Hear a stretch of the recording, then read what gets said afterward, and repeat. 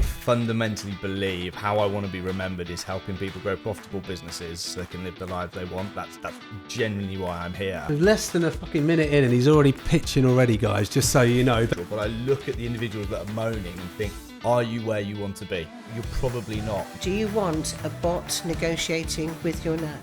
Are we forgetting that fucking humans at the end of the day? We've got emotions. Right, so let's just stop. Let's cut the crap. We don't need to look at it anymore because we have forgot to sell ourselves. I feel at the moment the biggest challenge isn't the model, it's the mindset. I keep walking into offices and they don't know who I am. And they don't even look up. They just smile at me and just go, And I just closed a really great deal. I've sent no reports and I've sold it for 2.6 million. So good or bad recruitment can either scale or destroy your agency business. Are you wasting hours on CVs, bad interviews, and paying huge recruitment fees? If so, there's a smarter way. Inside Talent is the Netflix of estate agency recruitment. They hire, train, and retain all under your brand for one simple monthly fee. So, podcast listeners, you're going to love this. Look out and make sure you lock this down. It's 10% off their yearly subscription when you contact the team at Inside Talent and quote #Showdown. Now, you need to check them out, don't you? www.insidetalent.com. Inside Talent, smarter hiring made simple. Welcome to Estate Agent Showdown, and I'm absolutely delighted to be joined by two wonderful guests. Well, you better be wonderful, otherwise it's going to be a complete waste of time. But anyway, we've had some fun already.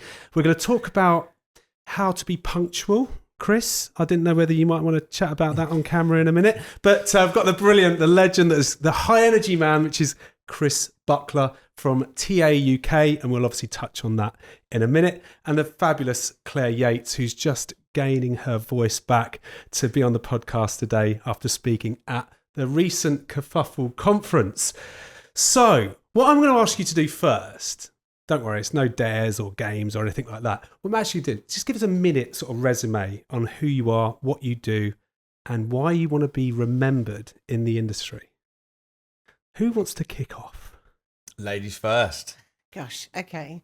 So a bit about me. I'm an ex-estate agent, mum of 3 boys, wicked sense of humour, determined to be remembered for giving back to the industry.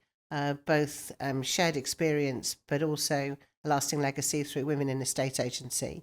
I love my work. Anybody who's heard me speak knows I have got a potty mouth and a somewhat filthy sense of humour. So that's me. So there's the explicit rating at the bottom of the podcast. Don't worry, it's going to be well used today.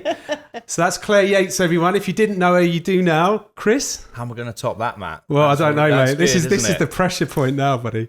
So I've been involved in the self-employed brokerage space since I can't remember, and I fundamentally believe how I want to be remembered is helping people grow profitable businesses so they can live the lives they want. That's genuinely why I'm here.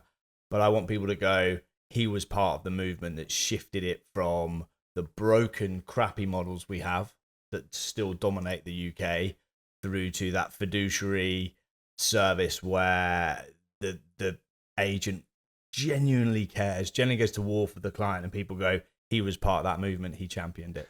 So less than a fucking minute in and he's already pitching already, guys, just so you know. But anyway, Chris will always do that. He's a legend. And I've only known you in that self-employed space as well. And you've been on a bit of a journey there, which we can touch on. But the first question I want to ask, and I want you both to tell me what you really, really think. So this isn't the typical podcast where we bullshit, smoke and mirrors. I want you to tell me, what do you really think? Have estate agents actually forgotten how to sell? Yeah. There you go. 100%. Finished. Why is that, Claire? They actually don't, most of them don't actually understand the science behind what we do. And I know this is really old school because I'm very old. Dinosaurs were roaming around when I started and we were selling caves. But we had a hot box and we registered people who were genuinely interested in moving, and we asked them 3 questions. Why do you want to move? When do you need to move? And how are you going to pay for it? And that was critical, so we didn't waste time with the wrong people. Now we have a system, everybody goes on it because data is everything, and we've forgotten. Is that data?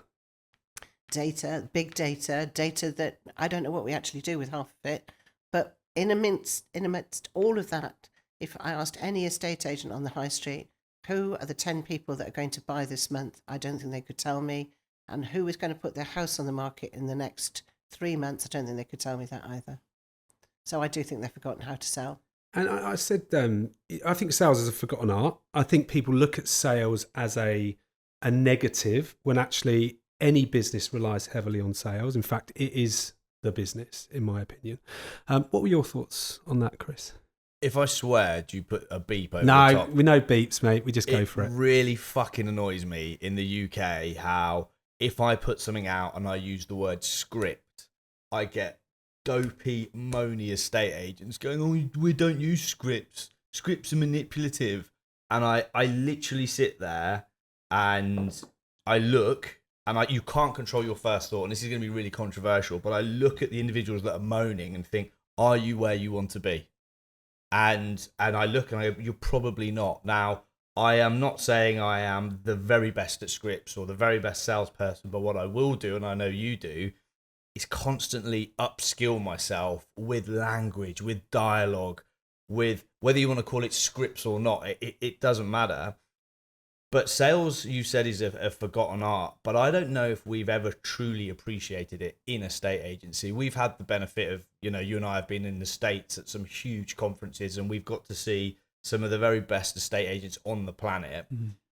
And they all talk about scripts allowing them to actively listen so they can help the client on that journey. They can help the client self-discover. If you're going into a val and you can't objection handle, we need to think about it. If you can't objection handle or your fees a bit high, not only are you bullshitting yourself, you're bullshitting your client. So sales for me in a estate agency is something I think we need to get back so quickly. But do you see tech driving that further away? Because I know when I think of someone saying tech stack, I think of Chris Buckler. So we're in an arms race. We are in an arms race right now where I fundamentally believe the agents or the brokers or whoever, let's be model agnostic, that win, have the very best tech behind them. So I've seen stuff where you may have seen stuff on Instagram where AI will be negotiating. Now, I believe there's going to be two ways we're going to go. There's going to be remove the agent, and you're going to have almost AI which will negotiate, and it will look at the AIP in real time. It will look at market data. It might go into MAB's database to say, actually, could this person get a better mortgage rate? It will listen to the pause, the tonality, the scripts that the client is saying when they're negotiating, and it will be able to in real time go, I think you can get 3% higher, and a bot will negotiate. Or you will have what we call a tech-enabled agent, where all that technology will be available, but the human touch and the ability to have wider understanding and intelligence of the complete situation will mean that the agent will have a full end-to-end understanding, but that tech will enable them. So without the tech, I think it's going to be very, very hard to negotiate. So the scripts, the dialogue and everything else, I think will be available for the agent very, very quickly in the next 12 to 18 months. But they've already got it available, haven't they? En masse, though. So if I was to go to a standard high street estate agency in Peterborough, where we are today, would they have it? No. I think very quickly they will have it. They really, really do. And whether that's through a built-on tech stack or just a chat GPT. Do you think, this is the worry I have, is this how you want your nan to be dealt with? Do you want a bot negotiating with your nan? Could you rely on a bot to determine who should view a property? Because if you do, you've got to think about how clever hackers are right now at being able to pretend to be a genuine person for a date or to invest in money. And I really worry that agents in their pursuit of tech are actually becoming more lazy. And actually the tech will replace the skill that they have. And they haven't got the skill now. So we have to be, I want to think really carefully. Do you want a robot to decide who views your property? Well, you remember Rightmove. Sorry, Chris, just come back to, just hold what you were thinking there. Actually, no, you go ahead. Because you want to you want to respond to that by looks of it. I do. The question I have, I've said to a number of people recently, is would you let a robot babysit your kids? And everyone says no. that won't be a question in 10 years' time. Robots will be babysitting children. You'll go to the shops and you'll have a full setup, and a bit like self-driving cars. We're reckoning in the UK about 2026 we're bringing self-driving cars.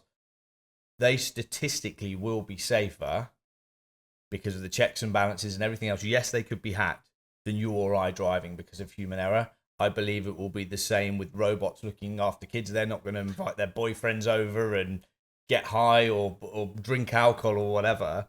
So I get the risk. Do you mean socialise and have a conversation? Yeah, but as in the 15, 16-year-old that's looking after your kids, might get up to no good or you remember when we were that age, gosh. So when I look at it, yes, I think. But are we forgetting that fucking humans at the end of the day, we've got emotions, and are we just creating something that everybody can use, everyone can be, and actually there's no bloody point of difference because the bigger companies will invest in the biggest tech and the best tech, and they'll see that as their growth opportunity, and more consumers who I think have experienced various models and their tech introductions. And let's go back to the beginning, really, where Rightmove kicked in, which is the point I was going to make in 1999, 2000. Everyone was like, email leads, God, what a waste of time and everything else. And then obviously it evolved. A few years later, it's got this massive traction. Most agents were starting to join the platform after the big corporates launched it. But if I talk to a negotiator, just an average negotiator today, and I ask them about how the sale of Clare's property is going, for argument's sake, they will often say, if it hasn't sold, what would be their first reaction? It's price. It's price. And then where do they get that data from? Why do they think it's a price issue? Well, it's because I wanted too much money for it. Yeah. And Rightmove hasn't produced me enough leads. So I haven't got enough leads coming in for it. So it must be priced. So it must be priced. But actually, one of the things that I really think's leaving, it's left the industry, the boat's gone, it's left the port, is that this over-reliance on tech portals is actually destroying the pricing of properties. Because if I'm brutally honest, most of the properties that are sold off market are sold for the higher prices, which is because we know who the buyer is, we've matched it up, needs versus solutions, and actually there's an element there where the buyer is going to be wanting to pay it before it goes to Rightmove, so you can use it in terms of that leverage. But I just feel like most 90% of estate agents at the minute, they rely on external factors, external data, external portals to drive the sales process for them. And actually there really isn't a sales process in those businesses. Can I give you an example of where, because I watched Elaine Casket at the Property Mark 1 conference, and she's a cyber specialist in terms of cyber psychology. Okay. And she said one of the things that we're blessed with as humans that robots cannot have is intuition, this gut reaction to someone's behaviour, just a face pull, anything like that. Yeah. So I want to take you back again, dinosaurs roaming around. I'm showing somebody around a property because accompanied viewing's massively important for security of your sellers and also to showcase the property. And I'm showing this guy around and he's tatting. Every 2 minutes he's tatting and he's looking at stuff. And I just actually, very politically incorrect probably, I just tapped him on the shoulder and said, "Excuse me." And he said, "What?" I said, "It's clear you absolutely detest this property." And he said, "Yeah." So I said, "Let's just stop. Let's cut the crap. We don't need to look at it anymore. Tell me what it is that this house doesn't have that you need and what's the game changer." So I find out, weirdly enough, he's a pinball machine collector. And he's also a lover of German furniture, which is huge. And every single room was either too small or it didn't have the capacity. But because I'd been around some other houses, I knew exactly where I needed to show him. So I said, "What are you doing this afternoon?" And he said, "Well, we're all right." And I said, "I want to show you something." So I took him round this house in the afternoon. Needless to say, I knew what they wanted. He bought it. It wasn't because of room dimensions as in floor plans. It's because I understood how it worked and I could walk him through it. But I got 2 instructions off the back of it because she and he were coming together. She was selling his. It was worth thousands. And I don't believe a bot can do that. I don't. I want to build on this point, though, to link back to what Matt said. Yeah. And that sounds like really, really good agency. Just like proper job. How many negs in the UK would right now spot that opportunity and act in the way you did, I would argue less than 60%. Let's just go with that figure. Those 60%, in my view, will not be around in 5 years' time. They won't, because you're going to either have tech replace the crap, or you're going to have, my strong view is less agents utilize tech and become so much better at what they do. And I believe we're in a time right now where when you go to your personal AI, who should I pick as my agent? It will know your subtleties, your nuances. I've been utilizing ChatGPT on the way up and it's starting to know me. It's very, very scary. So my personal AI will know exactly what I'm looking for. One of the main reasons people choose agents, one of the main reasons they don't, is trust. And I am massively of the view that the longer your social media goes back providing value and that audit trail, you'll be ranked so much higher on trust with your personal AI. So for me, I think the agents that are embracing personal social media right now, that understand the tech and know how to utilize it, those are the guys that are going to win on a battlefield. And I think agents en masse are going to go out of in 5 years' time, won't be in neg roles. I just don't think it will happen. What do you think, Claire? I think that would be I want to see the right people join the industry, and I want it to be a charismatic industry again. And my worry is that people think it's tech driven, and so they're attracted to it because they think it's an easy way to make a lot of money using data. And I want people to understand that they're custodians of people's property and privacy and time, so that if I'm putting my house on the market this coming weekend, I might have plans with my kids.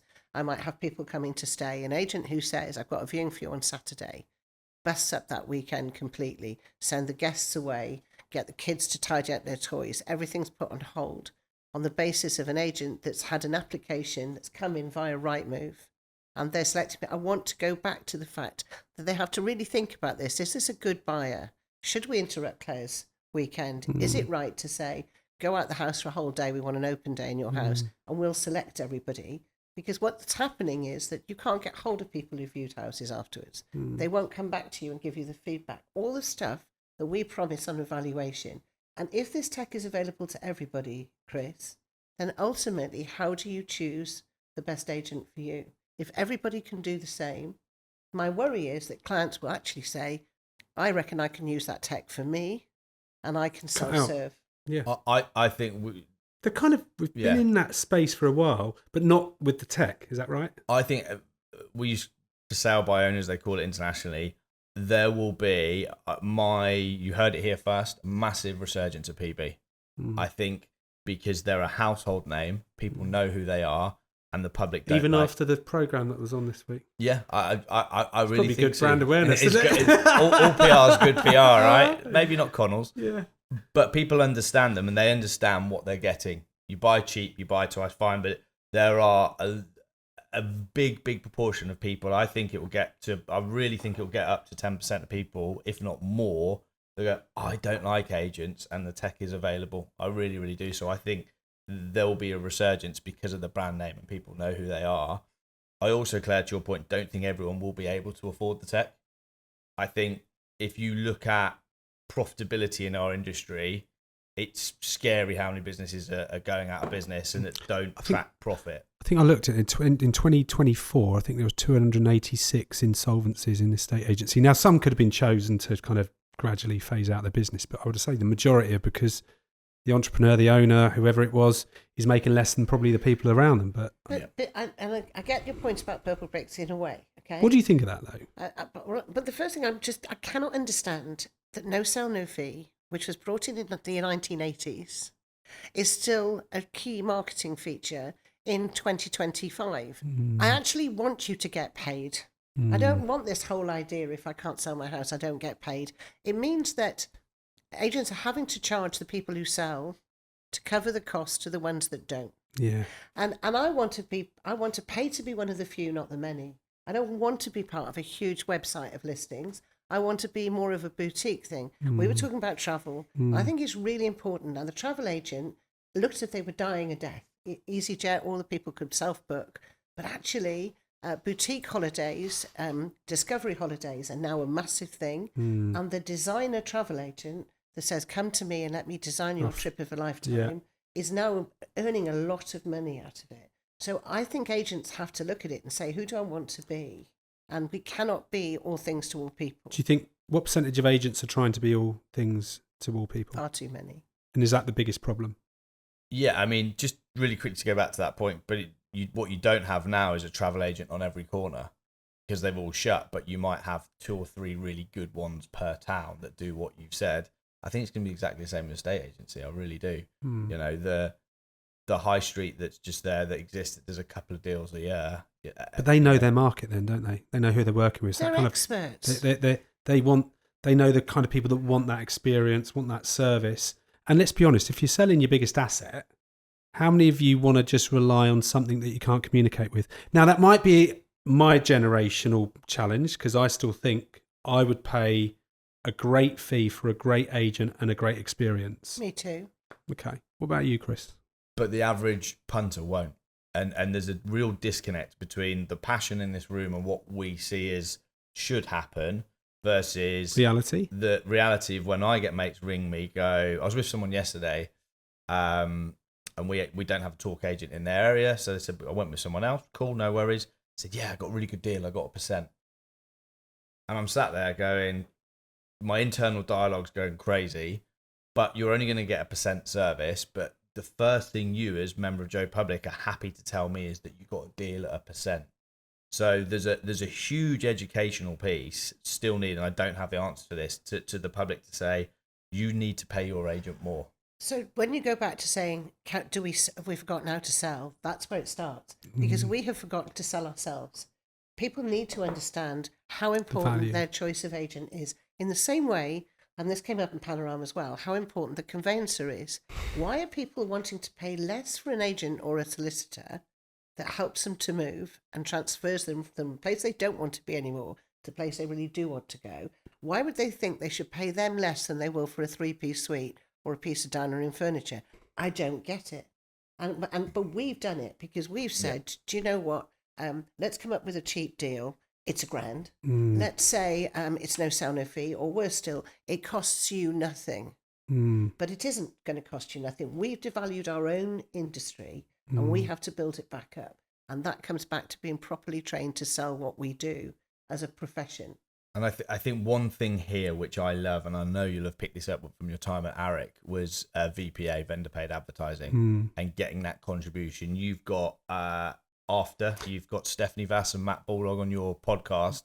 One of the things that Matt does is charge £200 on every instruction for a contribution. And no one turns their nose up at it, but it's very, very clever because it cements the relationship with the vendor. They're putting... It's £200. I mean, two-way street. Yeah, but they're then in bed with you. They've got vested. Now, arguably, it should be a lot more, and we, I'll charge VPA on anything if I list now. But it's really being able to showcase and articulate your value proposition. And there's a really good book called Full Fee Agent. I'm sure you've both read. And one of the things in there, it's one, be clearly articulate your value proposition, etc., but 2, don't be afraid to go, I'm not the agent for you, and walk away. And when I hear agents go, well, I took that one anyway, it was only 1%, it may or may not sell. That is what really grinds my gears, because they're doing that for their KPIs, for their manager or whatever else. But what they don't see, what they're doing is they're fucking over that vendor because they're not going to sell. They don't care about it, and they didn't give them proper advice. They just nicked it to get it on the board, and it might sell, it might not. But back to Claire's point of getting the house ready, I think what's as equally as criminal as that is taking stuff on, knowing you're not going to sell it, and getting someone's hopes up for 6 months and delaying their life. And it's crazy, and there's no... Quite demoralising for someone, isn't it? The other thing I was going to say, though, is if you look across the market, in our marketplace, the average agent reduced prices by about 6.5% last year. Average house price, 375. You're talking a lot of money, in theory, right? And then you're talking 1%. Well, there's a 5% net there of value. And that's the difference to what a great agent brings. But not coming onto a training podcast today, but what do you think, Claire, of the self-employed space and the traction that's getting versus the traditional, Chris mentioned earlier, it's broken. It's destroyed. Watch yourself. It's destroyed. No, Do you think so? so I actually think that really good estate agents, whether they're self-employed or in a branch, will be really good estate agents because they understand that this is a people business and that they are helping people move, and they get it, and they care about their customers and the properties as much as they would if it was their own family. Yeah. That's tangible, and that's why they're successful, because they put the customer first. Anybody that comes into this business wanting to make money first and look after people second, in my view, shouldn't be in the business at all, because the trust that people place in us is off the scale. I can't think of anywhere else where, after meeting a stranger for 45 minutes, you'd hand over your front door key and burglar alarm code and not ask where you're going to keep that, or not ask about how are you going to choose the people that you're going to walk around my house when I'm away. How many people would you tell I'm going on holiday for 10 days? How many people would you say, I tell you what, I trust you so much, why don't you choose a tenant to live in your house? In fact, let's go another stage, collect my rent and put it in your bank account. So the trust that's put in us is massive, and I don't have a problem with self-employed. In fact, I've even looked at it myself. But having said all of that, while we have fees this low and we have too much of the industry pulling down the rest of it, we still have an onward battle. I would love regulation. I would like to see agents invest in their own training. The amount of money, and this isn't an advert, but the amount of money spent on training per capita, per individual, is shocking. What is it? Do you know? It's virtually zero. The owners say, there's nothing that woman can tell you that I don't already know. And that happens a lot. But I don't already know, but I haven't already teached. And I haven't already taught. Yeah, teached. Teached. I teached you that last Teached week. you that last week. Yeah. On the job training. On the job training. But that's what they're like. You know, there's that small mind. And the small mind includes those conversations around fees. Because, like I said, there's two lots of value that I could show someone that save. One is we don't reduce prices by 6% within 3 weeks or 4 weeks of going to market. And the other one is we negotiate nearly X amount more per sale. But just coming back out, there's a lot of talk in the industry. Chris is a big fan of, or not a big fan, you've preached the self-employed model for quite some time now. And I touched on that there. Do you see the traditional model as broken in comparison to, let's say, Chris's time in self-employed 10 years ago, for argument's sake? No, I don't. Do you think it's the same? It's just... I'm very old school, Chris, and this is where it will take me a while. I am more likely to hand my front door key and burglar alarm code into an office that has a tangible presence on the high street. And these people I can see walking around, and they live and breathe in my town. And there is one agent in particular, and I will name drop him because he's amazing, but Brendan of Parker's in Whitney, who networks everywhere. He's everywhere, and he's the most trusted agent in town by a country mile, and it appears on Nextdoor Chat and you name it. But the point is that he has a physical office presence on the high street, and people feel very comfortable with that. So if you have a self-employed one, it's great. I could do loads of photographs of me holding onto a board and saying, "Hi, this is me," but people still don't know where I live. Do you think sorry, Chris, do you think that the attraction to self-employed for the agent is the fact that they earn fortunes? So there's loads tied up in the last 2 minutes I want to touch upon. Go on then. First touch thing, away. If that gentleman you just mentioned shut his office, would you still use him? I would, but I know him. Yeah. So that's one of my main arguments for the self-employed status. And when you don't need an office, is you're dealing with the individual, no matter what brand or whether it's high street or not. And I am fundamentally of the view that if we go back to, let's call the gentleman that just said, I teached it, right? Let's call him Bob. He's white. He's in his late 50s. He's out of shape, right? I'm just typecasting how I kind of see it. I'm a huge believer in what I call the power of proximity, right? So Claire, you mentioned you can have a really good person in the office, and that whether they're self-employed or not, they're still going to be a great agent and they're going to care. But are they surrounded by people that do training day in, day out, train on the scripts that we've said, generally look and pull apart marketing strategies, help each other and go, right, let's look at all of your listings. Here's what I would change. Is the price point right? Have you used the key search terms on Rightmove? And people that are constantly pushing and evolving to be the very best agent. I'd argue in Bob's office, you could have a great agent there, let's call her Jenny, right? But Jenny is going to learn the bad traits of Bob. She's not going to evolve as much as she could do. And she might have to go to YouTube or to your social platforms, Claire, to get her training, right? Move Jenny over to a self-employed model that has training, has mentorship, has all the things to help Jenny become the very best agent. No matter what model it is, it doesn't matter. Jenny will become a better agent due to the power of proximity in a self-employed model than she will be in Bob's high street model. And that's the fundamental difference to me. Yes, you earn more, but if I go back to when I sold my first high street business, brilliant business. Dom's gone on and done huge things. He's got number 1 in Solihull, really, really good. We actually met the other day, and he's got loads of really cool plans.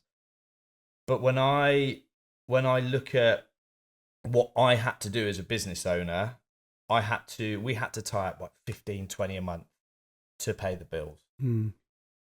If I had 5 clients and I could earn the same money, my time per client would be so much. Well, I've just gone from 15. I've got 3 times the amount of time back. But you know what I could do, which I never had the ability to do, and high street models don't. And I'd love to hear your response on this, Matt, as I know you've kind of involved in both models. If I got full asking price offer on the Friday, and it was the last Friday of the month, boom, hit target, see you later, down the pub. It's a self-employed model, a self-employed business owner. If I get a full asking price offer at 4:00 on a Friday, but I know their AIP has an extra 20 grand on it. I saw her measure for the curtains.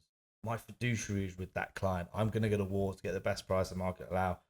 I'm going to sit on it over the weekend because it doesn't matter. I've got no KPIs. I'm going to get an extra 5 grand, 7 grand, 7,400 to cover the solicitors.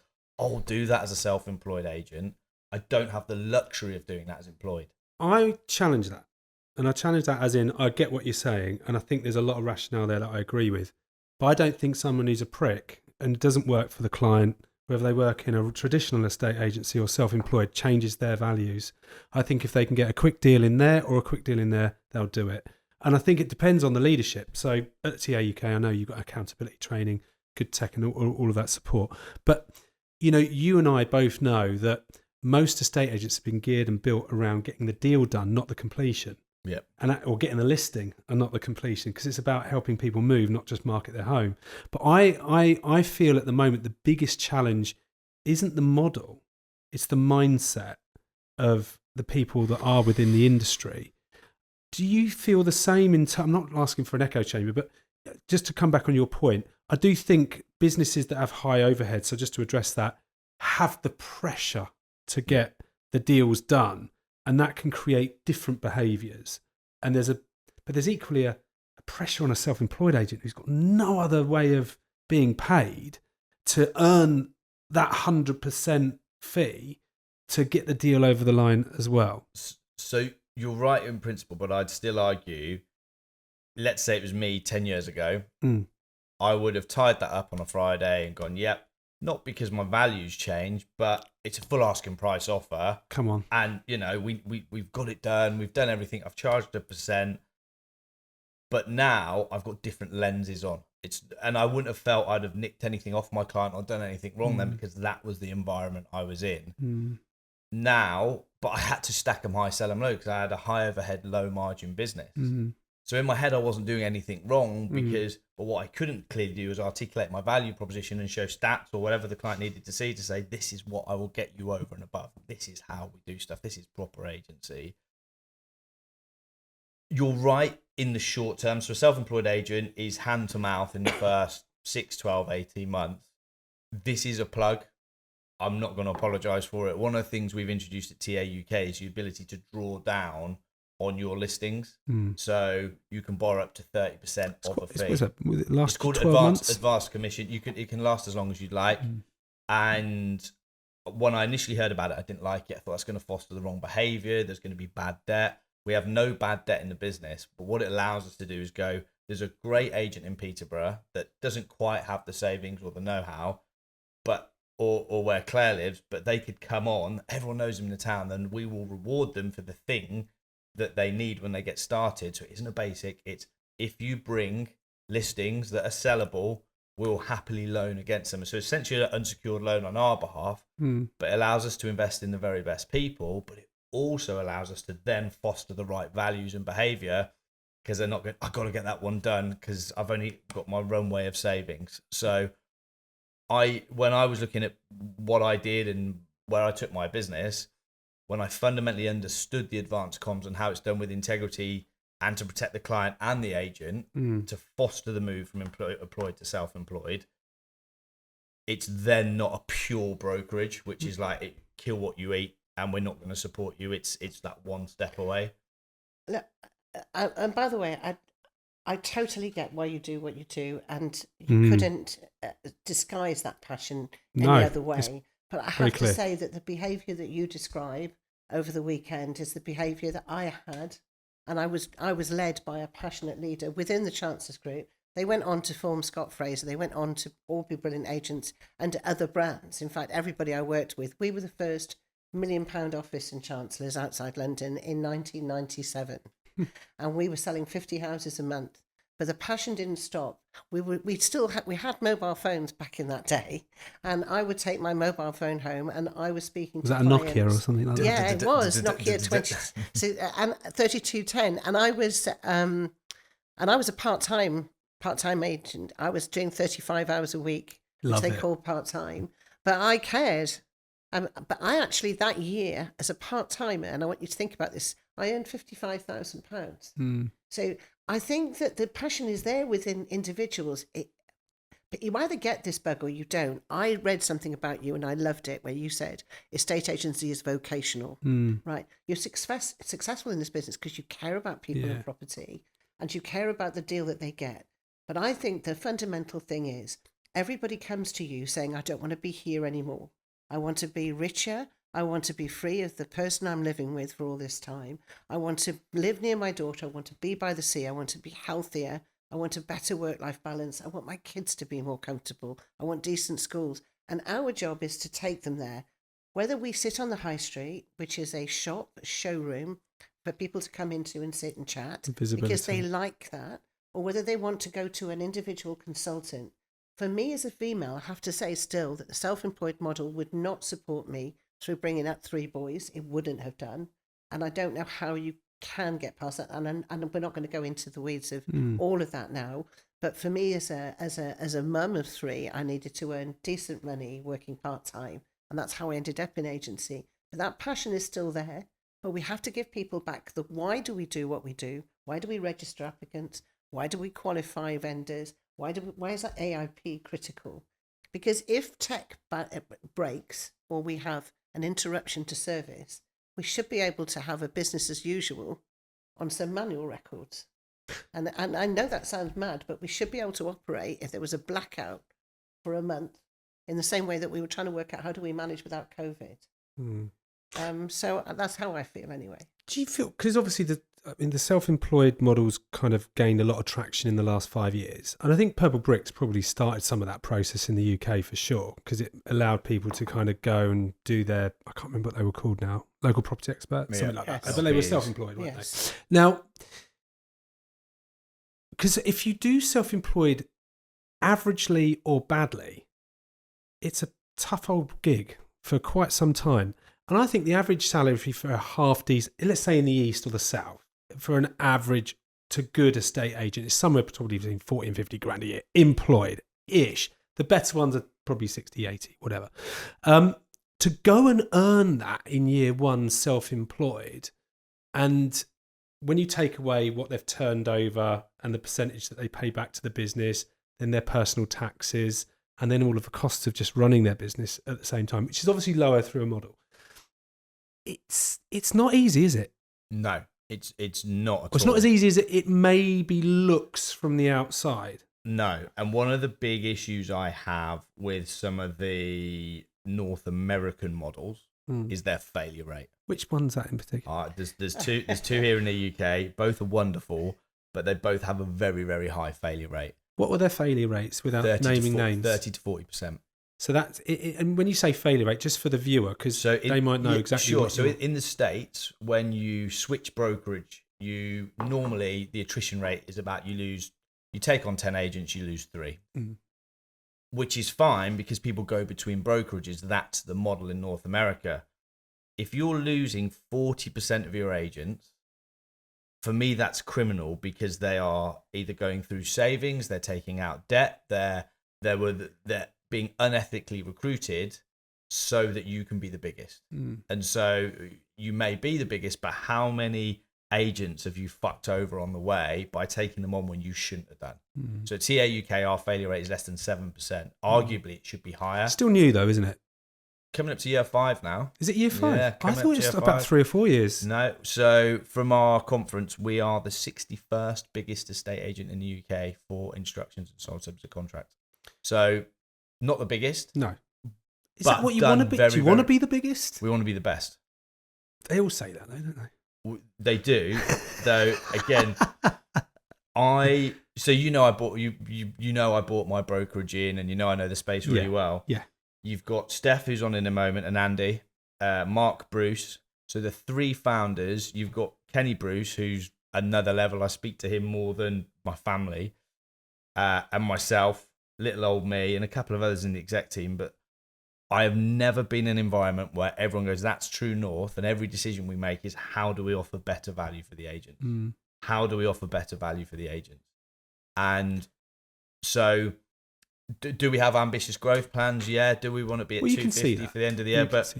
But the passion of, it's not how do we become the biggest, because otherwise we'd follow maybe the models that I've mentioned, but how do we become the best? And if then we become the biggest, great, but not at the allowing 40% of our agents the cost to fail. of that, yeah. We just wouldn't do it. I'm interested to hear your thoughts. I, as I said, I've looked at it. I've looked at it really long and hard. It's no accident I loved selling houses. I've also taken on properties for Holiday Cottages Group. I've been in that space. I've done new build.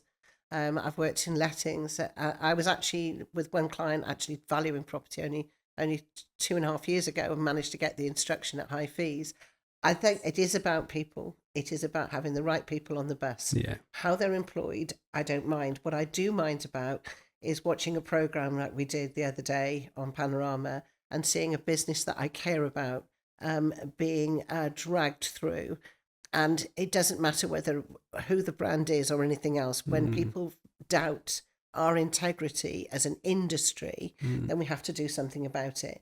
So right now, I want everyone to charge more. I think we shouldn't be saying, we'll do that for £1,000. When somebody says, I only want to pay you 1%, somebody should be shouting, how much? Now, when I did go to the Relocation Agent Network conference in the States, and Was it good? It was brilliant. And I went to when they did it in Vegas. Are they part of the UK version of that? Is there because Relocation Agent Network ran in the UK? Is there a link between the two? Sorry, it's a side note. Well, I think there's a link now between that and Property Mark, but certainly when I went, there wasn't. Okay. But I went as a suggestion, and I saw a guy called Dirk Zeller present on objection handling for dummies. Love and that. I watched home Not stage, scripts. Not scripts. and home staging with Barb, who came running down and all this stuff. And I thought it was just incredible. 3 days of 1.5 hour training sessions. There's nothing like that in the UK. We have to get people to say, this is a valued profession that pays you well if you do a really good job. But understand that you're looking after death, divorce and debt. You're looking after the biggest asset we've ever been privileged to look after. And every single one is tangled with emotion. So no, I never want to see robots come in. I want somebody to recognise when the bot has lost the plot. You've got 3 kids, 3 boys. Yes. You've got 2 girls. 2 girls. Nice mix. I've got 3 kids, they're 14, 12 and 9. And I see the difference in them when they're not on tech versus on tech. And I see that they don't know any different. I think my era, I got the Motorola when I was 19, when I started in a estate agency. And it was the greatest thing in the world, But there really was only text and phone calls. There weren't anything else. No emails, social media wasn't even a thing, and so on and so forth. Do you not feel like the humans of us, we've been scrunched down, or we've been trapped into this. I wouldn't even call it the real world. It's this weird place, and that actually that place is, with AI and all of these things, is maybe turning people away from tech, because when they do get that space, they get that time away from it, they feel completely differently. And that there's an element where people are starting to think, you know, when it comes back to the human touch and those conversations and that care and those, because it's only in conversations you can overcome objections, isn't it? It's very hard to overcome an objection over an email or something like that. But I think that everyone's running down this path of, this is the most amazing thing that's ever going to be. And I don't disagree. I think it will help a lot of people. But part of me is like, and I wouldn't be able to do it in a minute. I can't afford to. But imagine if you opened an estate agency today and said, yeah, you know, we want to speak to you. We want to do these things that we've talked about. These are really important to us. So when we come to see your home, we're going to talk about the whole plan, the staging, all of these different things. And we are literally going to make sure that you do nothing. We concierge it start to finish, and that we are there at the touch of a phone call, not of a button. So I feel like that, because everyone's running down this path, don't you kind of think like you should do the opposite of what everybody else is doing, instead of just doing the same as everybody else like a sheep? Profit margins are too. I think that's a great euphoric. I like a bit of euphoric. Where you'd like to end up, but would that business make money in and around where we are? I don't think it would. Would it in London? Maybe, but it comes down to, again, the end user, the client, going, what do I pay for? But the other thing is, we're really, really busy. So if you're going, I want to come around and have you got buyers? Can you sell it? How good your marketing? I'd say yes, and yes. But unless I talk to you about how we're going to get there, you're not going to get any of the above. That's cool. But I've got 45 minutes. That's okay. Just to let you know, we're not about speed to market. We're about making sure that you get the maximum value out of your asset. And if you're a speed to market person and you want to maybe look at reducing the price in the next 3 months, like most estate agents are doing at the minute, I'm definitely not the right one for you. But look, coming back, I like that script. But the point behind it is that estate agencies very much like, I want to do. There's loads of things. Like most business owners are overwhelmed. Is that fair to say? I'd say most people are overwhelmed. And there's so much going on in everyone's lives that a fucking great conversation with someone is almost like a great release. It makes you feel good. It makes you feel better. And I know you can't avoid certain parts of the tech platform, but imagine if you qualified out some of the people that we've referred to and qualified in your ideal clients better and went back to the humanistic side of what we do, which is referring back to the agent that you mentioned that networks around your area. What was his name again? Oh, Brendan. I very much done the same thing in my town, and that I think it's meaning more now than ever, rather than less. So I'm very privileged in that I live in a really beautiful part of the world, and the Cotswolds has now become the home of, obviously, Jeremy Clarkson's lived there for a long time. The Beckhams have moved in and all the rest of it. And what we're watching is businesses that are high on service being highly used. So Soho Farmhouse, very, very fashionable. But we've also got Estelle Manor, which has just opened, with eye-watering sums for hotel rooms and an opportunity for local people to join their clubs. And what I'm seeing now, there's always going to be a mass market. There's always going to be a Lidl and an Aldi shopper. And there's also still going to be a Waitrose or an M&S shopper. I guess where I am is there's a reason why Waitrose and M&S have their brands standing separate, because they still focus on people and service and caring about the customers. And others say, go and fill it up and don't even expect us to help you pack your bag. There's a self-checkout down there. What I am worried about, actually, and let's talk about our kids for a future. I'm lucky my boys are in their 30s and they still love the phone. But we have a generation alpha that hate the phone. In fact, they would rather message and WhatsApp than actually speak to us. We also are now in the habit, because we get so interrupted by pointless calls, we rarely pick up the phone when somebody rings us and it's not a scheduled call. So we look at it and go, I don't know what that number is, I don't know what they want, and we just leave it and ask them to leave a voicemail. So the dialing out of agents in the way that they used to has to change. But if we then respected everybody and go back to like the Zoom things, we've got Zoom, we've got Teams, is to say to sellers and buyers, look, I don't want to just try and ring you off the offshoots. What's your plans this week? Let's have a call. And these are things I want to talk to you about. So have a think about that before I speak, and have proper scheduled calls, not this, I like the phone. The next thing is, if you have got a branch, and there are lots of agents that do, I keep walking into offices and they don't know who I am. I can't imagine why, but they don't. And I walk in and they don't even look up. They don't get up. They don't look up. They don't respond. And then they just smile at me and just go, Bit of an inconvenience. and I go, hi. And they go, hi. I have to tell them what, I want some service. And so Gen Alpha actually hasn't been served by anybody. They sit in their rooms, they order online, they game online, they exercise in the gym on their own with their little card. So how do we encourage them to A, go into our industry, or it will die? We have to get the next generation in. I think that's a really good point. How do we get them in, and how do we get them to understand the power of conversation? Because otherwise they will rely on those bots and they'll have no idea when it's gone wrong. Go on, mate. Sorry. So you can build that agency map, but you can have tech which will leverage all the stuff on the back. So I'm not saying you can't do it. No, I know. But scheduling those appointments, what Claire's It's just almost talked like about, exclusive. Yeah, that's it what I'm automatically probably get booked in. It will know based on that you need the tech will go, right, we need a catch-up call with the client. It'll email them, they can book it in, and then the Zoom and the conversation happens. All the manual touch points are taken away.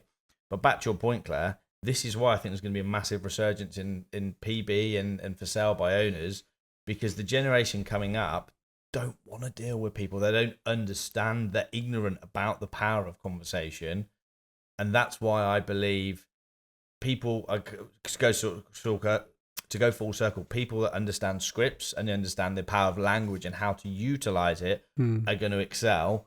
The average neg in Bob's office is done. And there's going to be a high big performers. Yeah, there's going to be a big push on for sale by owner over here, which is started why, in a few other countries at the minute, hasn't it? It's really come to 100%, fruition. which is why I maintain there's going to be far less people in this industry in 5 years. But the ones that survive are watching this podcast and taking the notes and going, well, I want to have those conversations. I want to implement what Claire's just said and take action.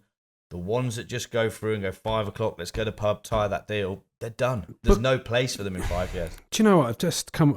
I had a coffee this morning before I arrived, and I was sitting there in my coffee shop, and I just closed a really great deal. Now I'm going to tell you about it because it kind of hits the point. It's off market. There's a site of 5 detached show homes which are commercial because they're show homes, not resi. They're just getting the resi planning, and they came to me and 3 agents 6 weeks ago and said, can you provide a valuation? Now, imagine if they would have gone through the normal process of tech and everything else and just send in a report and everything else. I've sent no reports and I've sold it for 2.6 million. Not only have I sold it for 2.6 million, they've just given me another site which they said you can sell this one as well. All off market, knew the buyer. The buyer I started working with 12 years ago, never sold them anything. They've let some properties through us, never sold them a sausage. Now, the bit that I'm sort of like, I feel like we're really, what we're talking about here is a client wants the maximum value for their asset. Now, unless they've got the right buyer and the right agent, that's like, you're never going to get it. No. It's never going to happen. And, I think, like you've said, Chris, and I do agree with this, tech's got to get rid of a lot of the stuff that you shouldn't be doing and give you time to do the stuff that you should.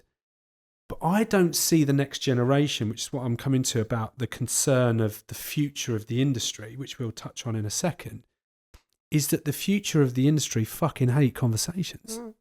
They don't want to be thinking about someone's needs. They're just, what do I need? Because they're so used to doing things that fix their dopamine. And actually, that's a real challenge. And we're all guilty of it. I'm certainly guilty of it. And I think that this is where there's like space as well in the industry.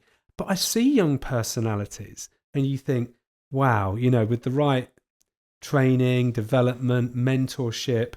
You know, you could be incredible. And I just think it's an outside looking in perception that we've got to work on. But what Clare had in 1997 was, I'm speaking about you like you're not here, Clare, if you don't mind. You were a sponge to some world-class sales conversations where there were emotional, there was empathy, there was fiduciary, there was tactical negotiation. Let's go back to Bob's office, right? He's not earning any dough. He's paying his staff before him. Those conversations aren't happening anymore. They're not. So Yeah, go on. let's go on about the scripts for a minute, because I've been sort of the revolution before tech, if you like, because tech was part of it. I had the privilege of helping what was Romans at the time set up a call centre at Wokingham in the Crowthorne House, and it was incredible to be part of that. But I'd also helped Spice a Heart with Buzz and various other things. And scripts is absolutely everything. Putting the customer's conversation before your own. People are interested and people are interested in them. But I also write back because, as I said, I'm really old. So I was originally on an Abbey National desk in the morning and showing people around for Cornerstone estate agents in the afternoon. And Cornerstone sent a part-time weekender on a training course for 2 days on features and benefits, qualifying applicants, and all of that. Yeah. That was my basic corporate training. Now, the corporates we can malign for but their training is still brilliant in the understanding of the science behind what we do. And I still think that you have to use your intuition with the bot, because the one thing that we've discovered is bots go rogue. My husband used to work at BMW, and every so often a Mini would be created that went a bit wrong because the bot just suddenly went, oh, I'll stick that over there. And, oh, hang on a minute, and take the bot back in. And actually, if you ask the bot too many questions, AI starts hallucinating. We have to be able to train our staff, not just with the scripts, not just with the tech, but to realise when we've been given a false result. Because we're handing out front door keys and burglar alarm codes to people. We're letting strangers walk around other people's houses. And these are our homes, and this is what we care about.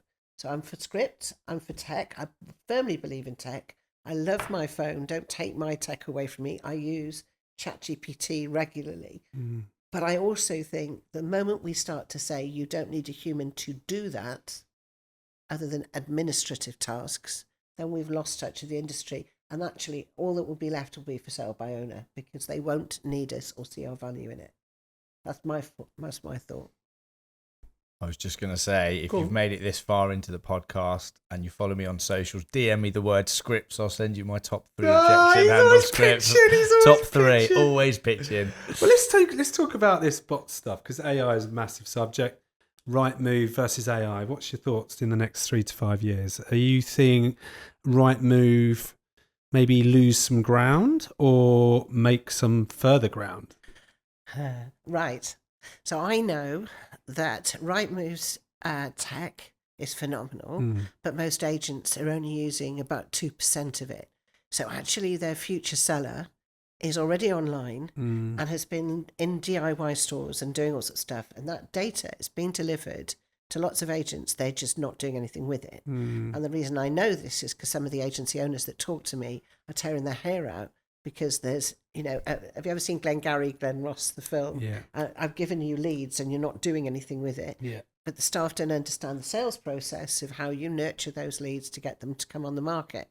So that's the first thing. The second thing is, if agents continue to kick the hand that feeds them, in many cases trains them for nothing, then they're going to lose a valuable resource that could go back to for sale by owner. But you see, I think we spent more money on newspaper advertising than we've ever spent on Rightmove, and sticky photographs that we had to throw away, and all of the stuff that we did. Chris is too young for that. Look at him; he's 21. But this is important, because they do a very important job for us. We have to respect it. But when Rightmove came in, we all just said we can't afford to do without it, and I still think it's a brave decision to leave that data that they've got. And the public trusts Rightmove more than they trust most agents. That's the trouble. What are your thoughts? I'm thinking you have watched Glengarry Glen Ross. That's why you're drinking coffee all day, isn't it? That's why you're in a coffee shop doing your 2.6 deal off market, man. No I messing. didn't want to say anything because you put a curse on it. It's only just been agreed, but anyway. That's it. There's a really good book called The Four, and it talks about Apple, Google, Meta, I forget the other. And it basically says they have so much data now that they will be able to see threats before it comes in. Yeah. Rightmove is an absolute mammoth. Yeah. Do I think we as agents going boycott Rightmove and it's a load of shit? It's never going to work. I think Do you think it's a case that they want to boycott Rightmove, or they just don't feel like they're being cared for, looked after, and they're being treated fairly? get out. Yeah, but do you know what? Rightmove provides one of the best return on investments in estate agency. Go and upskill yourself. Be able to fight and get really good fees. Go on training courses. Hire Clare. Get my scripts. Whatever you need to do to be the I haven't pitched once, by the way. He's not pitched once. North Clare. He's got five pitches in the last I've just pitched for them both. Hour. But yeah. But so don't moan. Focus on what you can control. But like Claire said, how many leads come in and it's got potential vow and they don't get speed to lead isn't there, process isn't there, tech that looks at that. Because I tell you what, when PB gets something in and it says property not on the market, their AI is going to be all over them like flies to shit. If Jenny the negotiator isn't because she's out for a sandwich playing Tinder and filing her nails, then she's fucked it. So I'm swearing here because I'm really passionate about this. If people want to challenge Rightmove, get out your own way, get out your bot. You're the people that are not going to be around in 5 years' time. The people that are investing in themselves, their value proposition, going where you've done a brilliant point here today, Matt, which is you've gone right. Well, if the industry's all going this way, how about we go against the industry and we look at conversation and how we can USP on that? The people are having those thoughts and conversations and time blocking to go, how do we evolve? That's what's important. So the Rightmove thing, I think my biggest fear with Rightmove, my big fear with Rightmove is if they decide at some point to go, we will sell the data back like Zillow did in the States and almost become a mini brokerage. That is more my fear if agents keep bashing them, because the data they have is crazy. But the other final thing on Rightmove is, haven't they got like a 70% net profit margin at the minute for reoccurring revenue? Yeah. I mean, there's not many investors who would want to walk away from that and change the model. I have to say as well, by the way, that in terms of helping women in estate agency, Rightmove are our biggest sponsor. Yeah. They not only help us to put the conference on each year, but they've also sponsored the leadership training. And there is no other Can you help me get someone on from Rightmove? Well, you never know. We might be able to do that. But what I think is important is that they're investing in female education and leadership, and to give them the training that. So they're giving back to the industry in a way that not many suppliers do. Yeah, and it's not the behaviour of a greedy one. That's a really good thing to hear. They're not bad. They're not at all. I've done webinars for Rightmove years ago, but the bit that grinds my gears with them, your word.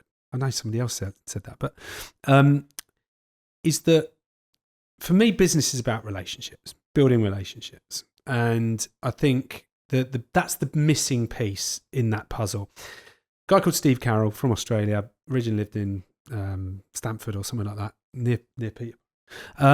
He was talking about Rightmove subscriptions, like having a gym membership and turning up and using one station. Yeah. And I thought that's a fucking great analogy. Yes. Because how many people look at Opportunity Manager? How many look at the different elements which can help them have a better conversation with their clients, let alone what you've said, the training. I mean, Josh Vegan does his training on there.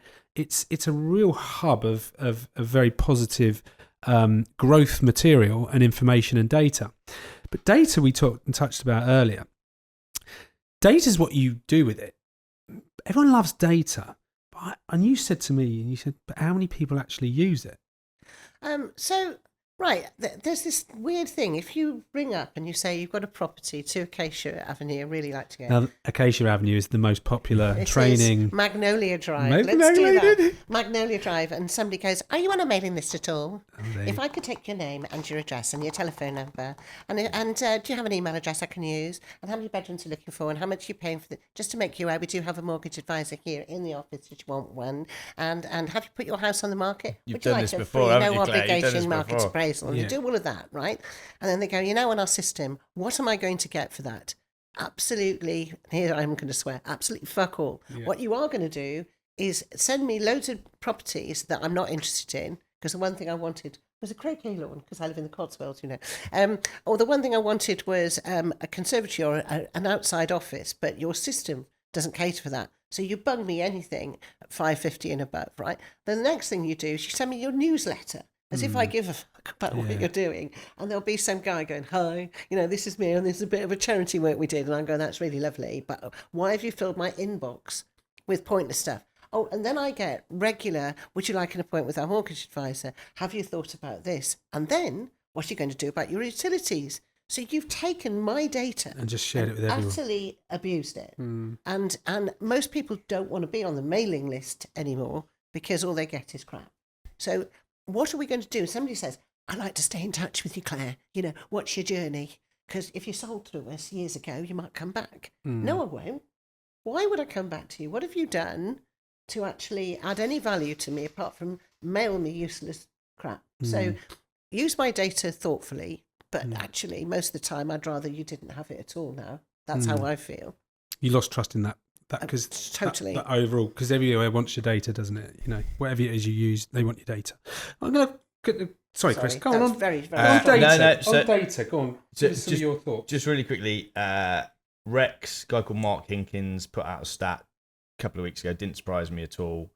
And he was saying that in the Rex CRM at the moment, and they are very good with what they do, by the way, that 92% of people that moved in the last 12 months hadn't heard from their agent in 12 months. So whilst I get it's annoying going on the mailing list, I would argue it's better that you're at least on a track.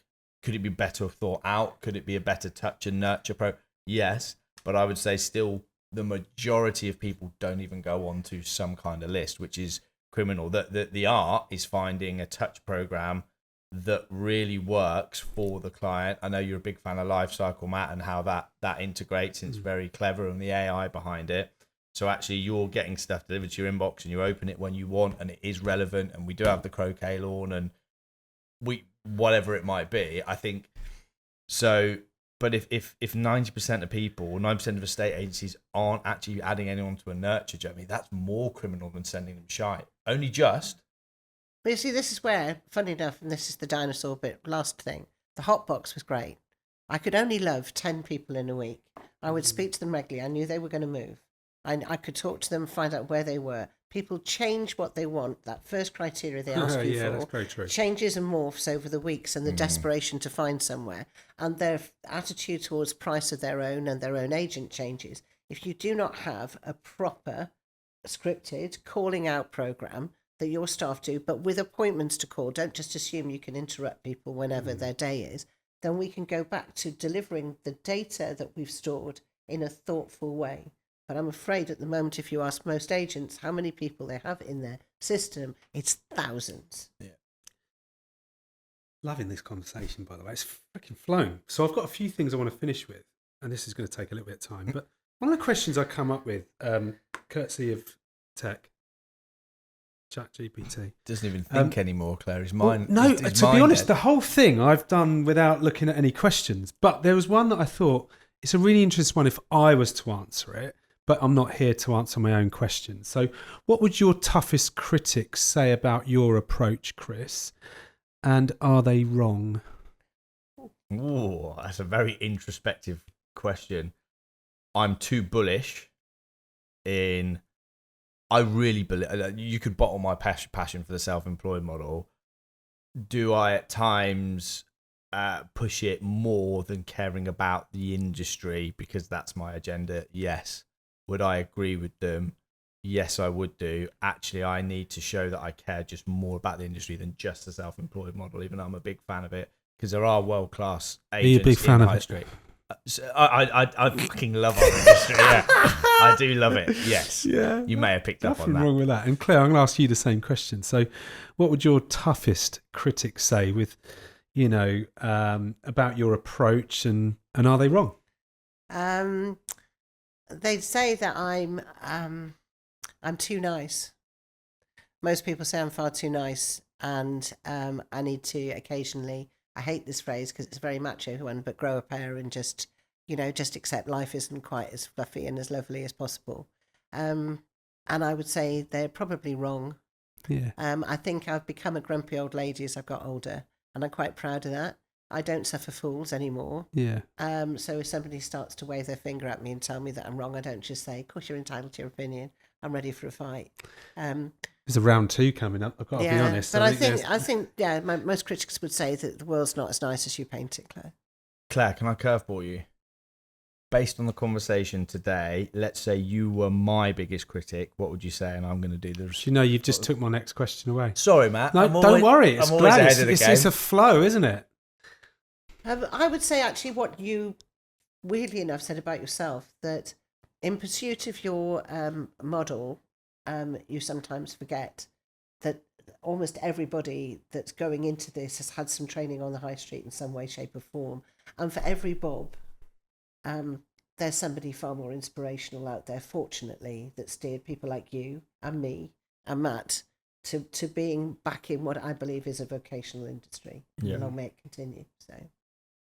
And in return, I can say this in a really polite way or a really non-polite way. What would you prefer? Non-polite. No, I'm just saying the polite way because I really like you. I think the rate of change in tech in our industry and the view of, but I like the high street is a very isolated view, because you say, but I would like, I'd say the masses are going to see a bigger shift. So I would say don't always relate it back to what I would like. I would say that what the consumer would like en masse, and I think they're very, very different. So the one thing I will say in my defence, and I think it's important, my eldest son is 36, a homeowner. Middle son is 34, also a homeowner. Youngest is in rented. And I have gone through their home buying journey and watched how they've been served and how they've been dealt with. And what they need from an estate agent hasn't changed.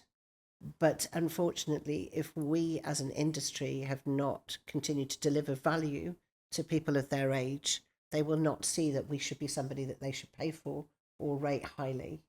Value only comes when you've got money and you can afford it, but we have to show people that we are worth every penny, and we can't keep devaluing it. So yes, let's bring the tech in, but make the tech serve our customer so they see value in it rather than just ourselves. quick fire questions to end the pod. Thank you. We're out of That time. was really nice. I really like that. Is real estate agency dead? Yes or no? No. Don't need to go into any more than that. What do you think, Chris? Not at all. Okay. Coaching or training? Ladies first. I hope not. Otherwise, I really am heading the way that the ice age can't be coming just yet, because I've got years to go. I don't want to give up yet. So what's yours? Training. My training. What do I invest in myself? Or? So no, this is a question that's, what's more important, coaching or training? Oh, they're equally important. You couldn't break one up. You couldn't break one up. You need training to So if learn one the was new 51 skills. and the other was 49, which would be 51? Training and then coaching. So training to learn the new skill and coaching on how to change your behaviour. Christopher? I think you can't have one without the other, and relying on one in isolation is very dangerous. Which one though? I think it depends on where the person is at in their journey. If you look at me right now, my journey, coaching. Okay. Biggest red flag in an agent? Shiny suit from Next. Arrogance. Shiny suit from Next. We're actually getting Next to sponsor the next podcast. Yeah, good. I won't fucking be on it. Best lie estate agents tell themselves? Just say it, Claire. You're my most important client. Go on. What about you, Chris? That internal lie of they're doing a good job if they're charging only 1%. Process or personality? Process. I'm inclined to agree. I would have said you. I just thought you was going to go personality. I think we've both said process, and I don't speak on behalf of Clare, is without that, your personality fails. You have to have the backup systems and models in place so that you can deliver your full personality, like the conversations you've said. And I've said, yeah, but you have to have the tech and processes behind that. Also, a lot of people in this industry, including myself, are dyslexic and have ADHD, and without the process behind them, they'd tie up a good deal and then forget to go and send the memo. Yeah. So who gets better results? The disciplined agent or the charismatic one? Charismatic. Disciplined. Lovely. Got them to agree. It only took a fucking hour and 10 minutes. But anyway, but no, I'd like to say a massive, massive thank you, because I know getting to Peterborough, which is a little bit like the arse end of nowhere, isn't easy. And for people that are watching this, subscribe follow these guys, Clare Yates, Chris Buckler, because they're committed to changing the industry and improving the industry like we all are on this show. And that is the mission for the show. Thank you. How was it for you? Well, I haven't been asked that for a while. It was fabulous. You had Thank a good you. time. Thank Brilliant. you so much for inviting And Chris, this might sound a bit weird, but how was it for you It too? was as good as you always are, Matt. As good as you always are. Mate, I love Always it. delivering your tagline. No, isn't well, it? you know, always deliver. They call me the postman. But I just want to say thank you for watching, because you've got to this point in the show. So for us, the thing that would mean the most to me is for you to like, comment, subscribe, follow, purely based on the fact that I want to keep this thing going, keep this thing rolling, and build on the momentum that we've already created by having great guests like you guys today. So that's it. That's the show finished. Thank you so much for watching, and I'll see you on the next one.